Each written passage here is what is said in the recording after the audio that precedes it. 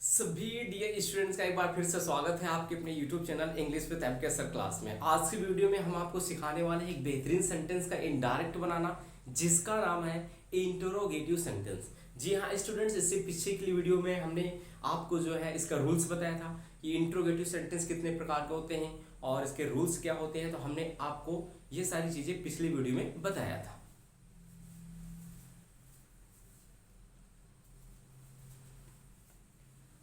आज की वीडियो में हम आपको बताएंगे कि इंट्रोगेटिव सेंटेंस का इनडायरेक्ट कैसे बनाते हैं, बहुत ही आसान, बिल्कुल सिंपल तरीके से। बस वीडियो को पूरा देखना है और चैनल पर नए तो सब्सक्राइब कर लीजिएगा, क्योंकि भाई यहाँ पर ना 2025 और 26 की तारीख अच्छे तरीके से हो रही है। तो पिछली वीडियो में हमने रूल्स की भी एक बात किया था, तो आज रूल्स की बात नहीं करेंगे, आज सीधा डायरेक्टली हम एग्जाम्पल्स पे आते हैं। चलिए पहला क्वेश्चन, आज का पहला क्वेश्चन कुछ इस प्रकार है, ही सैड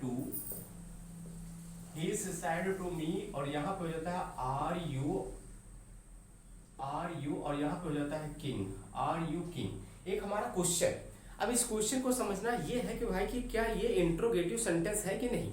जी हाँ, यहाँ है, क्योंकि देखिए सबसे पहले इंट्रोगेटिव सेंटेंस का पहचान करने के लिए आपको लास्ट में देखना, देखिए प्रश्नवाचक चिन्ह लगा है, और जब जब प्रश्नवाचक चिन्ह लगता है डियर स्टूडेंट तो आपका इंट्रोगेटिव होता है। अब समस्या ये बात की है कि ये यस नो टाइप या डब्ल्यू एच टाइप, तो जब जब रिपोर्टेड स्पेस की शुरुआत सहायक क्रिया से होगा, हेल्पिंग वर्ब से होगा, हमारा ये जो है क्वेश्चन वर्ड नहीं होगा बल्कि यस नो टाइप होगा। तो यस नो टाइप है, तो चलिए हम समझते हैं। सबसे पहले ऐसे वाक्यों में सैड टू को हम क्या करते हैं भाई, आस्क्ड।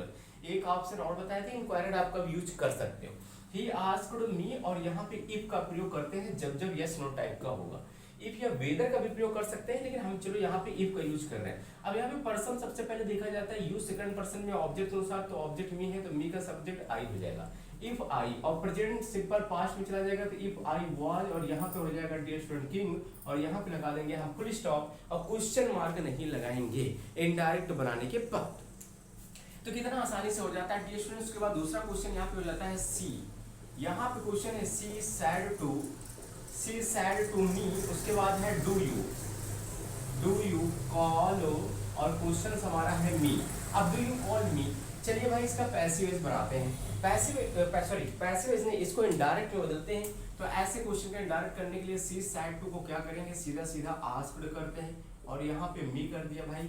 और देखिए वाक को किससे जोड़ते हैं, इफ से जोड़ लेते हैं। और अब आपको इसको नहीं देखना है, सबसे पहले ये देखना है भाई कि ये कौन पर्सन है। तो सेकंड पर्सन में किसके अनुसार, ऑब्जेक्ट यहाँ पे मी है तो मी का सब्जेक्ट आई हो जाता है, और ये डू किस टर्न है। कुछ लोग यहाँ पे डू देखते हैं प्यारे बच्चों, यहाँ पे सीधा डिड लगा देते हैं, ये सबसे बड़ी गलती आप डायरेक्ट पे करते हैं। ऐसा नहीं होता, जब डू यू के बाद नॉट होता है तब डिड नॉट होता है, ठीक है, क्योंकि इनडायरेक्ट जब बन जाता है तो अफर्मेटिव, और अफर्मेटिव में कभी जो है डिड आपको नहीं लगता है हेल्पिंग वर्ब। तो यहाँ पे डू प्रेजेंट डिफिनिट और पास्ट में जाएगा तो कॉल का सेकंड फॉर्म क्या हो जाएगा, कॉल्ड हो जाएगा। ये फर्स्ट पर्सन का ऑब्जेक्ट है तो फर्स्ट पर्सन किसके पास जाएंगे, सब्जेक्ट, और सी का ऑब्जेक्ट स्टूडेंट्स होता है हर। इस तरीके से आसानी से इनडायरेक्ट में बदल लेंगे। चलिए प्यारे बच्चों, एक के बाद एक और आपको हम बताने की कोशिश करते हैं, जिससे आपके सारे डाउट से क्लियर हो जाए। जैसे यहाँ पे हो गया मोहन, जैसे यहाँ पे हो गया मोहन सैड टू अस। फिर उसके बाद यहाँ पे क्वेश्चन आ जाए डिड आई बीट, और यहाँ पे क्वेश्चन आ जाए हिम। चलिए इसका अब हम इनडायरेक्ट में कैसे बनाते हैं। देखिए यहाँ पे मोहन है, तो सबसे पहले यहाँ पे क्या करेंगे, मोहन। अब सैड टू को आपको आस्क्ड करना है, ये तो इंट्रोगेटिव है, यहाँ पे अस है, वाक को इफ से जोड़ेंगे। उसका सबसे बड़ा रीजन है इफ जोड़ने का, ये स्टूडेंट, क्योंकि ये इंट्रोगेटिव। अब यहाँ पे डिड है तो भाई ये देखो, आगे पहले देखते हैं फर्स्ट पर्सन किसके अनुसार जाएंगे भाई, ये आएगी गाड़ी हमारी सब्जेक्ट के पास, तो सब्जेक्ट यहाँ पे मोहन हो गया, मोहन का प्रोनाउन ही हो जाता है, दैट्स ए क्लियर, ठीक है। अगर सीता होती कोई फीमेल कैंडिडेट तो उसका सी हो जाएगा, कोई मेल कैंडिडेट है तो उसका ही हो जाता है। और ये पास्ट डेफिनेट को किसमें बदलते हैं भाई, पास्ट परफेक्ट में वहाँ हैड लगता है, और हैड के साथ क्रिया की थर्ड फॉर्म ये तो आपको बताइए। और हिम में कोई परिवर्तन नहीं होगा, क्योंकि यहाँ पे भाई ये थर्ड पर्सन, और थर्ड पर्सन में कोई चेंजिंग नहीं करते। अभी एक तरफ से देख रहे हैं स्टूडेंट्स, हम आपको यस नो टाइप का ही बता रहे हैं, इसके बाद हम डब्ल्यू एच टाइप की भी बात कर लेंगे। जैसे यहाँ पे हो जाता है वी सैड टू देम, यहाँ पे क्वेश्चन है वी सैड टू देम, उसके बाद है विल यू, और यहाँ पे है beat me, will you beat me. चलिए ऐसे क्वेश्चन को हल करेंगे तो यहाँ पे हो जाएगा वी, और सैड टू को क्या करेंगे भाई, आस्क्ड। वी आस्क्ड और यहाँ पे हो जाएगा क्या देम, वी आस्क्ड देम हो जाएगा। वहाँ को हम इस से जोड़ देंगे भाई, और यहाँ पे देखिए विल को ना देखिए, अभी यू को देखिए, ये पर्सन देखो ये सेकंड पर्सन में ऑब्जेक्ट के अनुसार, लेकिन ऑब्जेक्ट जो है इसका सब्जेक्टिव रखा जाता है, तो भाई देम का देम होता है। और विल का हमने आपको बताया कि विल का वुड हो जाता है, तो दे वुड, और यहाँ पे हो जाएगा क्या बीट। ये फर्स्ट पर्सन का ऑब्जेक्ट है तो फर्स्ट पर्सन में जाएंगे सब्जेक्ट बी, और वी का ऑब्जेक्ट स्टूडेंट्स का हो जाता है अस हो जाता है। ये था हमारा यस नो टाइप का। अब हम इसी वीडियो में आपको बताएंगे डियर स्टूडेंट्स कि WH टाइप का कैसे हम बनाते हैं इनडायरेक्ट, बहुत ही इजी मेथड से, ठीक है। तो चलिए हम नेक्स्ट टॉपिक पढ़ते हैं और अच्छे तरीके से पढ़ने की कोशिश करते हैं ताकि ये टॉपिक आपका क्लियर हो जाए।